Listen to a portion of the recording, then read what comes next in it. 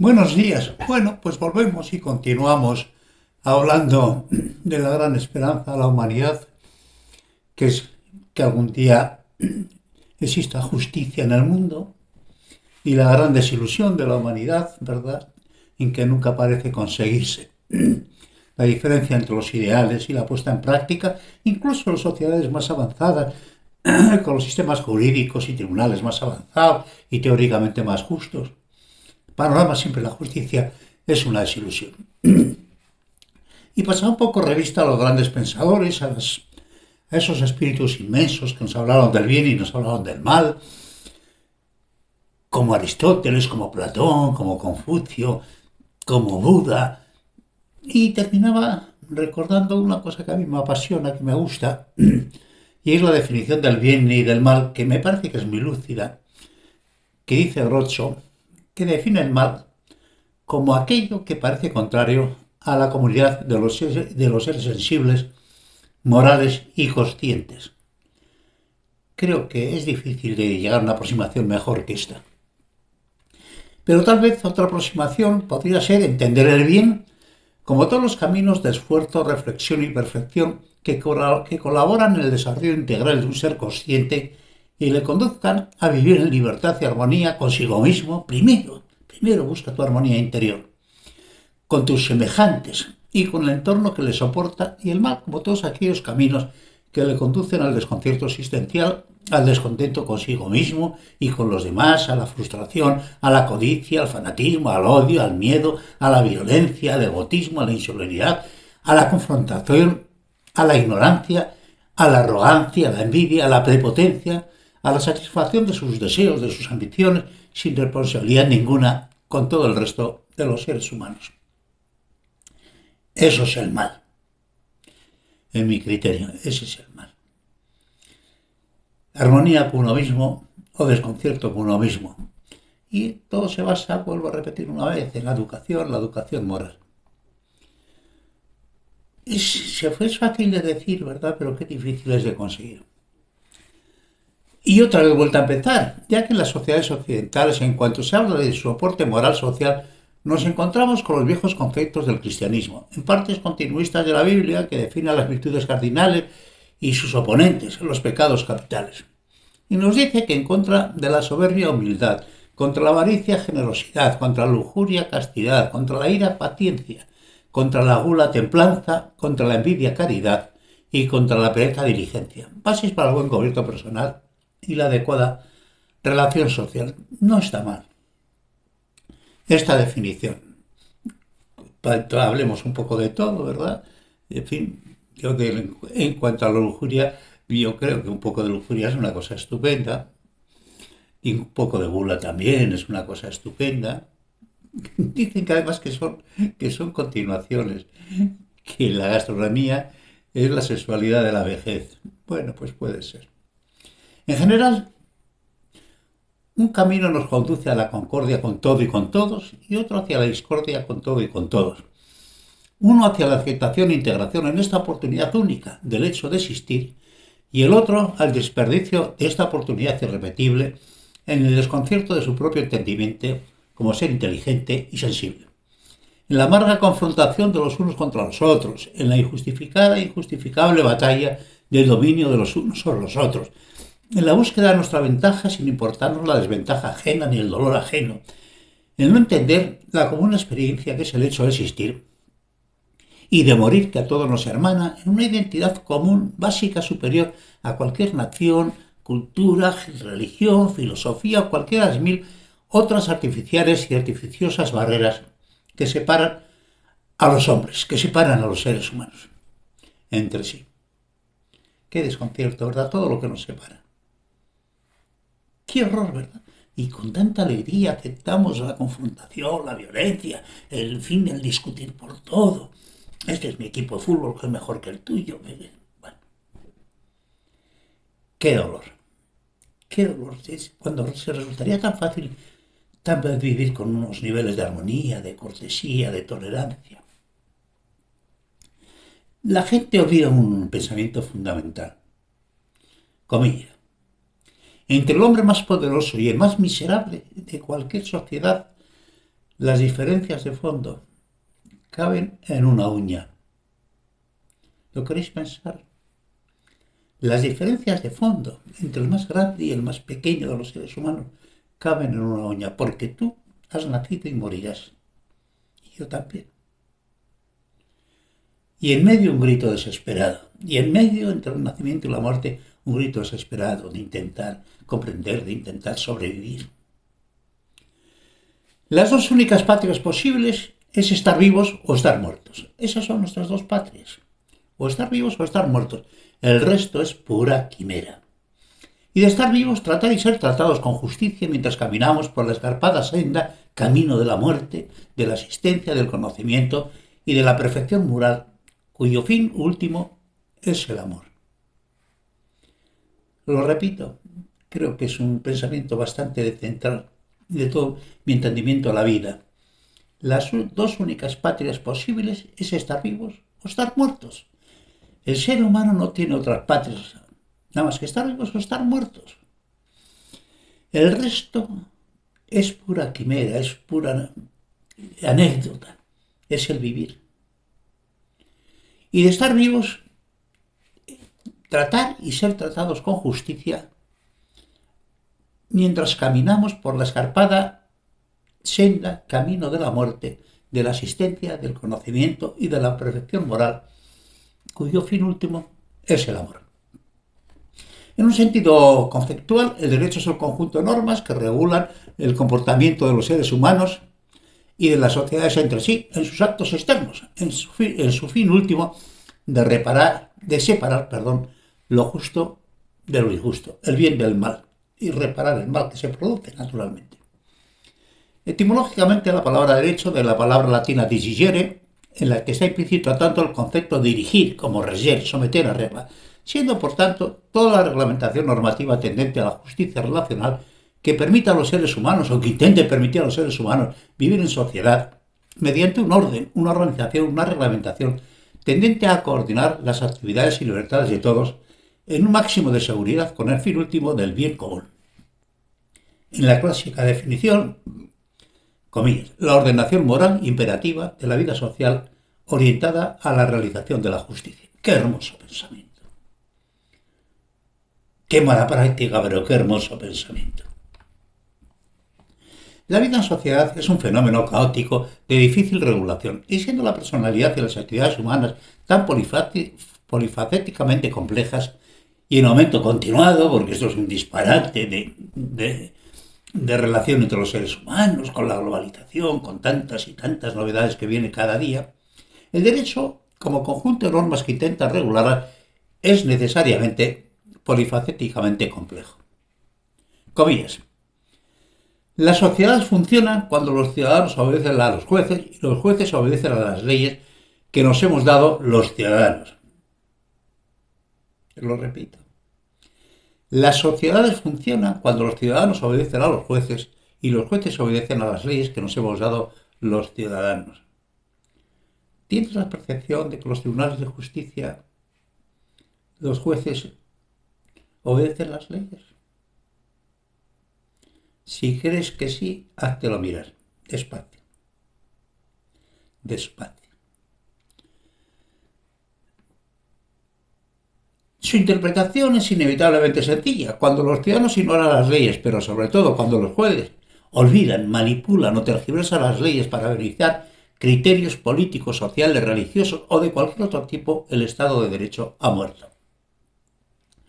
Te lo repito, el pensamiento que las sociedades funcionan cuando los ciudadanos obedecen a los jueces y los jueces obedecen a las leyes que nos han dado los ciudadanos es un hermoso pensamiento que debe servir de guía y base.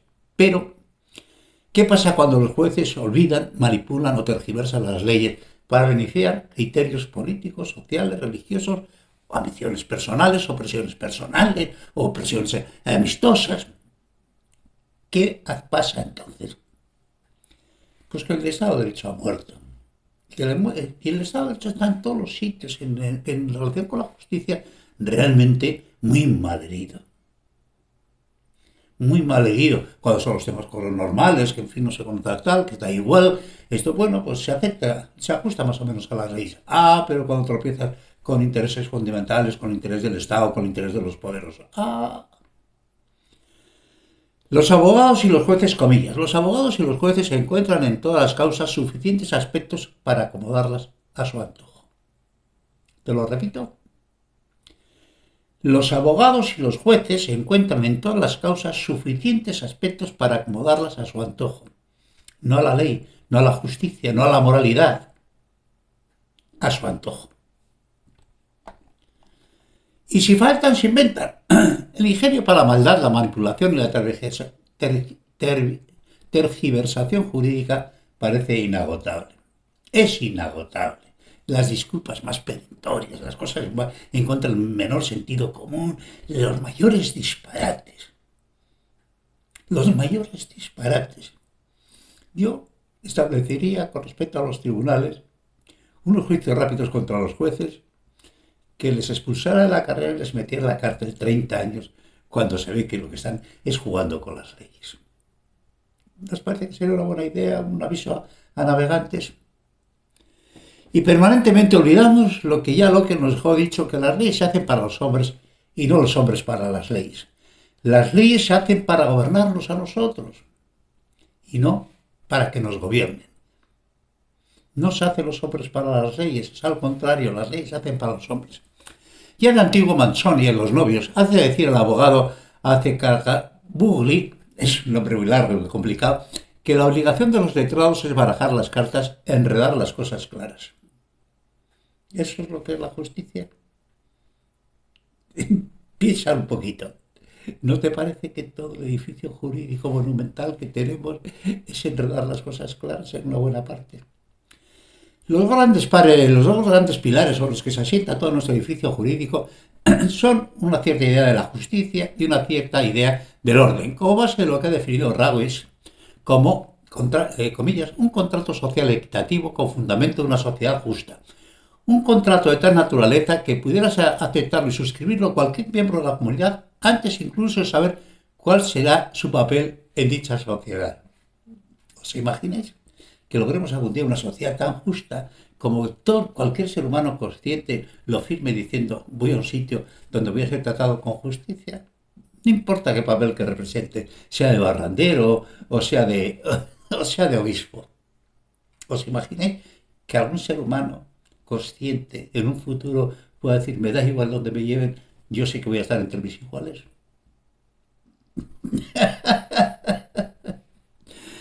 El tipo de contrato social, este es el tipo de contrato social al que un ser consciente confiaría el futuro de sus hijos, como de hecho todos tendremos que confiarlo, ya que nada podemos asegurar sobre la fortuna o el infortunio existencial de nadie en el futuro.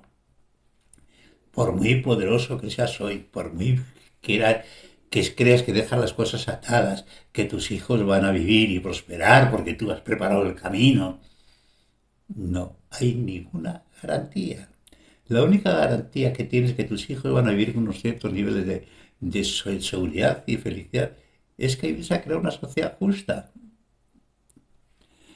Si a cualquiera de nosotros se nos preguntara si estaríamos dispuestos a firmar un contrato en blanco con nuestra sociedad sin saber qué puesto nos tocaría en ella, con seguridad la respuesta de todo el mundo, excepto tal vez los más desfavorecidos, sería en general negativa.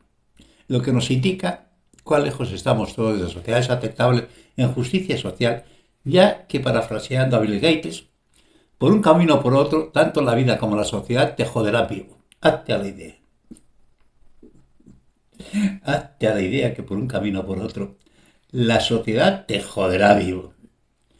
Todo el ordenamiento jurídico descansa sobre la idea de que el fin último de la justicia supone la garantía de dar a cada uno lo que le corresponde en su doble aceptación, la primera sentada en un principio de reciprocidad, la llamada justicia conmutativa, según la cual estamos obligados a devolver en forma proporcional lo que recibimos o a reparar lo que dañamos, y en segundo lugar, la obligada corresponsabilidad de todos con todos y especialmente con los más desprotegidos, la llamada justicia distributiva. Muchos son los caminos del acercamiento al inmenso mundo del derecho, y hay casi todos bastante aburridos, y salvo tal vez la filosofía del derecho. Y muchos son los pensadores que desde el principio de los tiempos han aportado sus reflexiones y sus quehaceres a la construcción tal vez del más prolijo y casi siempre más insatisfactorio árbol intelectivo humano, en el desesperado intento de propiciar criterios de equidad y espacio de convivencia civilizada entre los seres humanos. Estamos en ello, hoy como siempre, intentando aumentar los espacios de seguridad jurídica en todos los órdenes relacionales dentro del desorden caótico que es el actual estado del mundo y del orden del mundo, ya que es de común consenso para todos los seres racionales que el derecho es la única barrera que nos separa del caos social. Tengas la confianza que tengas en la justicia, en los tribunales, que muy escasa, muy escasa, la verdad es que tienes que decir que es el derecho lo que separa. Pero hablaremos de algunas utopías tal vez para poder solucionar las cosas. Dar ideas, por supuesto, nadie me hará caso, pero es dar algunas ideas. La prístina idea de Aristóteles de considerar el derecho como la expresión de la razón sin pasión, qué hermosura, ¿verdad? El derecho como la expresión de la razón sin pasión. Ya que cuando la pasión invade al derecho, donde inevitablemente nos dirigimos es hacia los autos de fe, sean estos religiosos, ideológicos, económicos o de cualquier otro orden impositivo e intolerante, donde la verdad desaparece y todo se dirige a la acusación que condena socialmente, sin apelación posible, destruyendo vidas y olvidando que debemos recordar siempre que la acusación no es una prueba y que la condena depende de la evidencia y del debido proceso legal. ¿Los periodistas os habéis enterado de eso? Vosotros, los periodistas, los que hacéis la opinión pública, ¿os habéis enterado de eso? ¿Que la acusación no es una prueba? Y cuando acusáis desde los medios públicos y destruís vidas y haciendas, luego lo reparáis. ¿Vais a ir su socorro, decir aquí está mi sueldo para entregarte lo que te he hecho mucho daño? Busquéis alguna reparación, porque la reparación al mal causado es parte de la justicia. ¿Sois conscientes? La acusación no es una prueba y la condena depende de la evidencia del debido proceso penal, no de las acusaciones, de las maledicencias, de destrozar las vidas de los demás, lo de los partidos políticos, destrozando vidas ajenas con infundios, con mentiras, con complot. Yo hay un montón de gente esto que fusilaría sin ningún tipo de sentimiento. Yo, por ejemplo, una persona que roba un banco con una pistola en la mano, porque necesita el dinero, por lo que sea, me parece muy mal, obviamente, pero bueno, razonable. Pero el que raya el coche de ajeno por envidia, en fin, por frustración, por tal, a ese lo metía a la cárcel y no lo dejaba salir nunca, porque eso es maldad.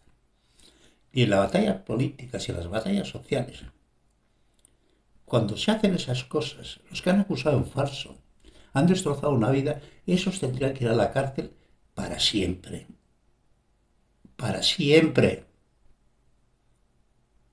El mundo se corregiría bastante si, si realmente toda esa gentuza de malhablantes de su prójimo, de auténticos asesinos morales, se les metiera a la cárcel cuando se demostrara que se han equivocado. Aquí en España ha habido cosas tremendas, de acusaciones infundadas contra una alcaldesa en Valencia que le costó la vida. Le costó la vida la persecución a la que fue sometida y era absolutamente inocente. La mejor alcaldesa que ha tenido Valencia nunca, seguramente en su historia, ¿no? Cuánta maldad.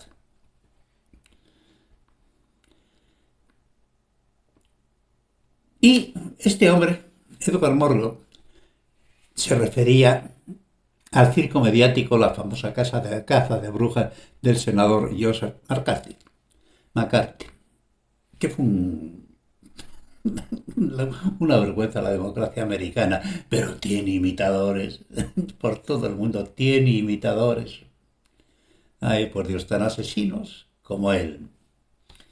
Y sin embargo, conviene advertir que el derecho puede ser en su abuso y mal uso la puerta abierta al caos en las sociedades más desarrolladas, cuando se confunden las leyes, que son solo un medio, con la justicia que debe ser su fin primero y último irrenunciable. Comillas. No hay peor tiranía que la que se ejerce a la sombra de las leyes y el abrigo del calor de la justicia. No lo dijo un ignorante, lo dijo Montesquieu. No hay peor tiranía que la que se ejerce a la sombra de las leyes y al abrigo del calor de la justicia. Cuando un medio, las leyes, no conduce a los fines propuestos, paz, orden, seguridad, libertad, igualdad, dignidad, justicia, todo el ordenamiento jurídico es inadecuado, está equivocado. Si las leyes y su funcionamiento no conducen a los fines propuestos de paz, orden, seguridad, libertad, igualdad, dignidad y justicia, ese edificio jurídico se puede quemar desde la base. Desde la base. Comillas. Hay de los que decretan decretos de iniquidad y cuando escriben desventura, de suerte que tienen a los desgraciados al margen de la justicia y despojan de su derecho a los pobres de mi pueblo, de modo que las viudas son su presa y saquean a los huérfanos. Os lo repito, este canto, sí, lo repito y cierro el capítulo con esto. Hay de los que decretan decretos de iniquidad y cuando escriben desventura, de suerte que tienen a los desgraciados al margen de la justicia y despojan del derecho a los pobres de mi pueblo, de modo que las viudas son su presa y saquean a los huérfanos. Esta es la situación en el mundo. Hoy los pobres somos la mayoría de este mundo. Un abrazo cordial. Continuaremos.